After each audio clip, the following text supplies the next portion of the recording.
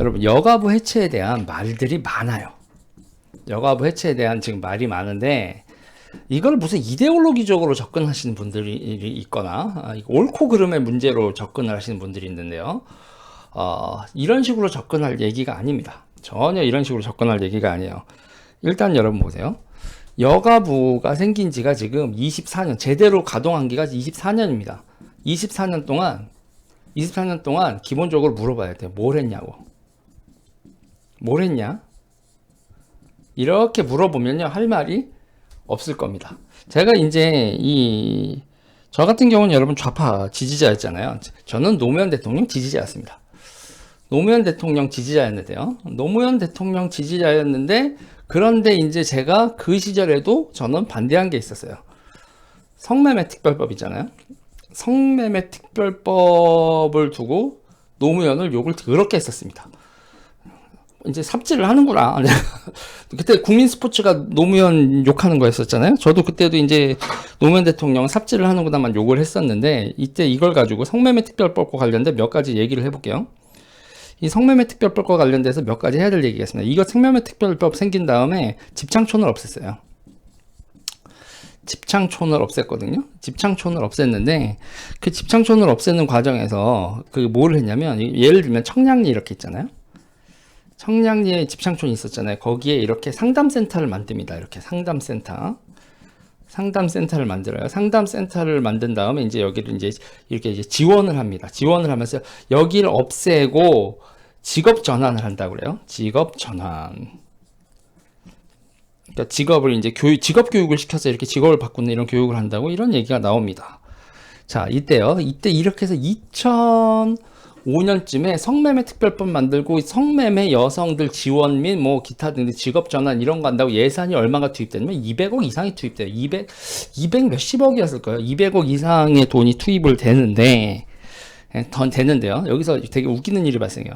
이들에 대한 지원 사업 중에 여러 가지 지원 사업이 있었는데, 이 지원 사업 중에 뭐가 있었냐면 여러분, 지원 사업 중에 재밌는 게 이제 핸드폰 요금 같은 것도 지원을 해줘요. 통신비 지원을 해주거든요. 근데 여성들이 있잖아요. 핸드폰과 통신비 지원 사업을 왜 하냐면, 이 지원 사업을 하게 되면 이걸 받기 위해서 뭐를 해야 돼요, 여러분? 개인정보를 넘겨줘야 되죠. 그러니까 이 사업을 왜 했냐면, 성매매 여성들의 개인정보를 확보하기 위해서 핸드폰 통신비 지원 사업을 해요. 그러면 여러분들 입장에서는, 성매매 여성들 입장에서는 그 당시에 성노동자 이런 개념도 있었지만, 여러분들 이 핸드폰 지원금을 받기 위해서 자기의 개인정보를 넘겨주겠어요? 안 넘겨주겠어요? 안 넘겨주죠. 그러면 실적이 없죠. 실적이 없잖아요. 이 핸드폰 그 통신요금 지원 사업이요. 실적이 없으니까 어떻게 할게요? 실적이 없으니까 어떻게 했냐면, 여기 이제 성노동자들이 있으면, 성매매 여성들이 있으면 거기 밥해주는 이모들 있죠. 밥해주는 이모들 있잖아요. 밥해주는 이모들이 있지 않습니까? 이 이모들한테 이 통신비를 지원을 해줘서 이걸 실적을 보고를 합니다. 정말 엽기 아닙니까? 성노동자의 개인정보를 얻기 위해서 통신비, 핸드폰 요금 지원을 하기로 했는데, 성노동자들이 그거 받고 내 개인정보를 주느니 안 주고 말아. 그러니까 거기서 밥해주던 이모님들한테 이 통신비 지원을 하고 실적 보고를 한다. 네. 대단한 겁니다. 그럼 여기서 보세요. 그리고 여기서 이제 상담 있잖아요. 상담 실적을 또 만들어야 돼요. 상담 실적은 상담사가 있지 않습니까? 이 상담사는 뭐 하던 사람들이 있겠어요? 그러면 여러분, 이 상담사가 전문가가 있어요? 성매매 여성들의 정신적인 거나 사회 복귀를 위한 전문가가 있겠냐고. 그 당시 이제 이 여성들의 그 평균 한 달 소득이 500에서 이게 700, 많이 버는 사람은 한 2천만 원 한 달에. 그게 2000년대 중반이에요. 이게 한 2005년, 2006년경 얘기입니다. 이게 제가 있잖아요. 확실히 유재일은 여러분 디테일이 있죠. 저는 이런 운동가들 내지는 이런 운동에 대한 그 좌파 운동에 대해서 좀 해짚고 다니기 때문에 제가 좀 디테일이 있는데, 그 당시에 500에서 700, 보통 이렇고 많이 버는 사람은 한 2000 정도를 벌었다. 자, 그래요. 이 사람들이 이렇게 되는 거에서 70% 정도는, 이 성매매 여성들의 70%가 뭐였냐면 집의 가장이었어요. 가장이었는데 이게 보면 돈 벌기 쉽다, 돈 벌기 쉽다 보통 그런 식으로 이 여성들을 폄하하는데 70%가 가장이었고 주요 이렇게 성매매를 하게 된 주요 동기가 그거였어요. 집에 환자가 생겼다거나 특히 환자 중에서도 부모님이 환자가 돼서 경제력을 상실해서 이 병원비를 대야 된다거나 그러거나 이게 그 교육비 형제 자매들의 교육비 같은 거를 도저히 자기가 500만 원 이상을 벌지 않으면 해결 방법이 없는 가정 상황이 벌어졌는데 그런 상황에서 이 성매매를 하게 된 가장 역할을 하고 있는 사람이 70%였어요. 이런 상태였습니다. 그게. 그런데 그들에게 상담사가 붙지요. 상담사가 붙는데 이 상담사들이 누구겠어요, 여러분? 페미니스트들이죠. 페미니스트들이 상담사를 붙습니다. 성매매 여성들이 상담을 한번 받고 난 다음에 그 다음 가장 많은 반응이 뭐였냐? 재수 없다예요. 재수 없다. 얘네들 상대하기. 왜냐? 이 페미니스트들은 기본적으로 어떻게 돼요, 여러분? 서울 시내 여대를 나온 중산층 여성들이었어요. 서울 시내 여대를 나온 중산층 여성이었고 이들을 적대적이었다고요. 성매매 여성들을 어떻게 해서든지 다른 직업으로, 그러니까 이 성매매 여성들을 이거를 존재하면 안 되는 거로 보기 때문에 이 여성들을 다른 직업으로 전환시킨다. 이런 관점이었단 말이에요. 근데 문제는 이 사람들은 돈이 한 달에 한 700 정도가 필요하다. 가장으로서 500에서 700 정도가 필요하다. 이렇게 됐을 때 이 사람들이 이런 식으로 해서 상담을 하면 이 사람들이 자기네들 처지나 기타 등의 답이 나오겠어요. 그러니까 재수 없다죠. 자, 이렇게 됩니다. 그러면 어떻게 되냐? 상담사요. 그럼 상담사들이 나중에 어떻게 되냐면 상담 실적이 없어요. 그냥 상담소에서 그냥 죽치고 앉아 있는 겁니다.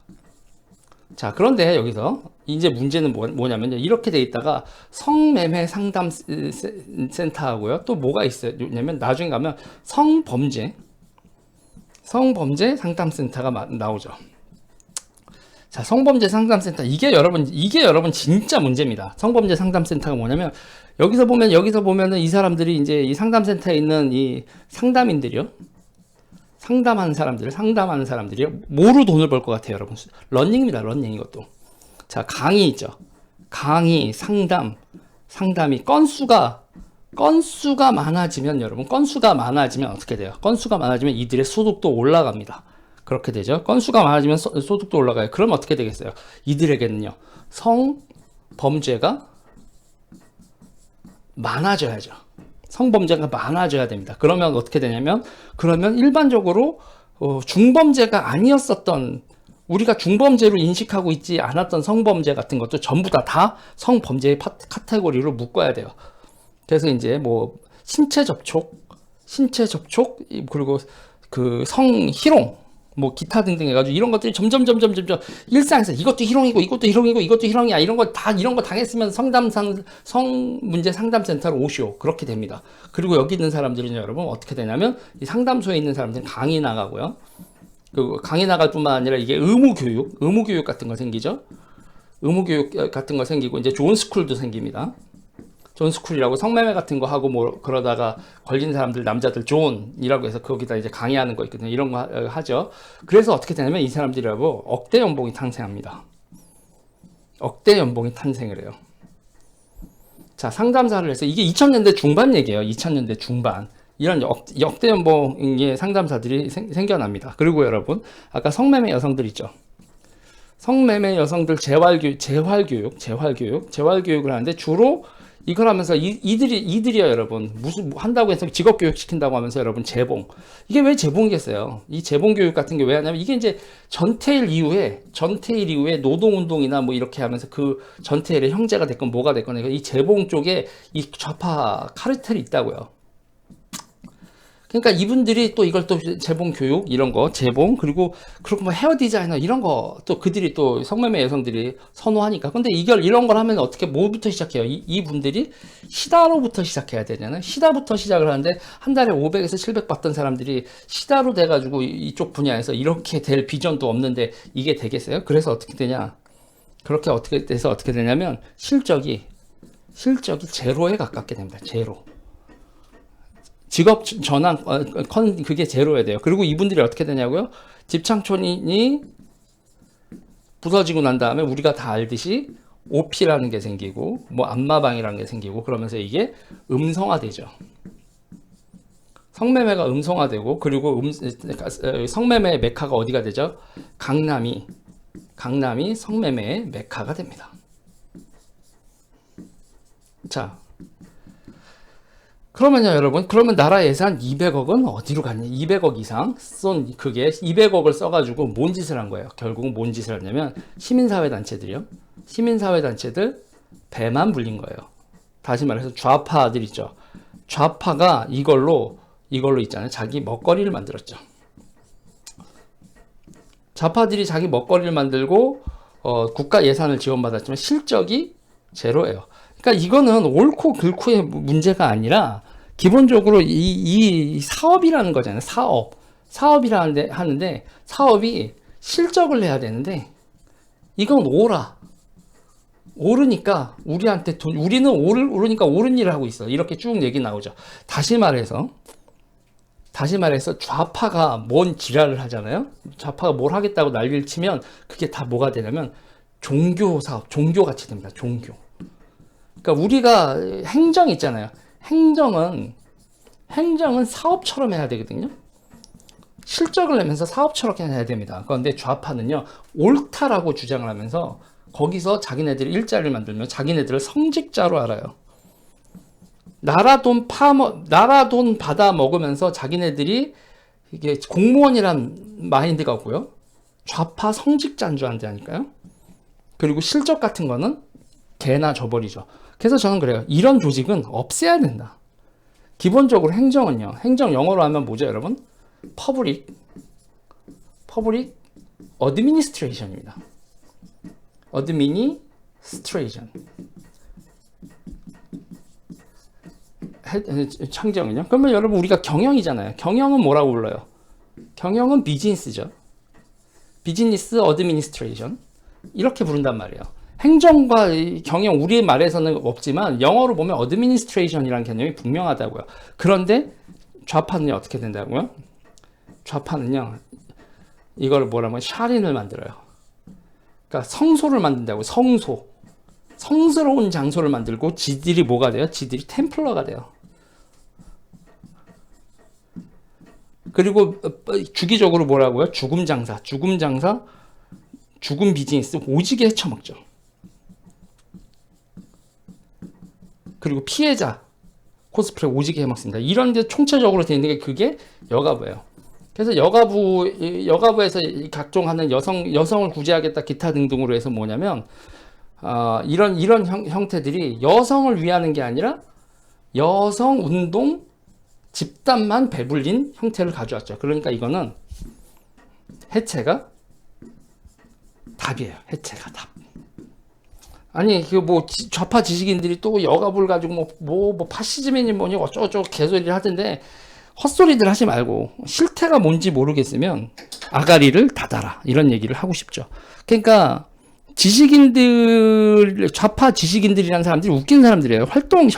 현실에서 무슨 일이 벌어지는지 활동가들의 전선에서 무슨 일이 벌어지는지 진짜 모르는 사람들인 거죠.